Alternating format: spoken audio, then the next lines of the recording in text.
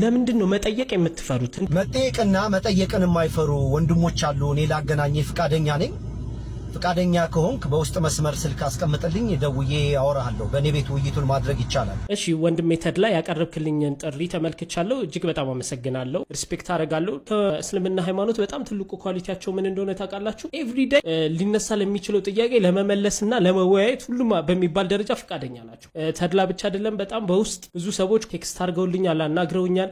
እኛ ጋና እንነጋገር፣ እንወያይ፣ እኛ ጋር መልስ አለ፣ ያንተንም ሀሳብ ሼር እናድርግ ብለውኛልና እዚህ አይነት ኮንቴንት መስራት ስጀምር ከገረመኝ ነገሮች አንዱ እስልምና ላይ ብቻ ያየሁት በጣም ዝግጁ ናቸው ለመነጋገር ለመወያየት። አፕሪሼት አደርጋለሁ ሙስሊሞች በእምነታቸው ያላቸውን ኮንፊደንስ። አክቹሊ እኔ አሁን ላይ የላይቭ ውይይቶችን እያረኩ አይደለም። ይህንን እያረኩ ያልሆንኩት ደግሞ ለውይይት ገና ብቁ ነኝ ብዬ ስላላሰብኩ ነው። የተለያዩ ሪሰርቾችን መስራት፣ ማጥናት፣ ማንበብ አለብኝ። የተለያዩ ነገሮችን ካወቅኩ በኋላ ግን ላይቭ ላይ መጥቼ ከማንም ሰው ጋር ውይይት ለማድረግ ፍቃደኛ ነኝ። ተድላም እንዳነሳው የእሱንም ሀሳብ ሪስፔክት አደርጋለሁ።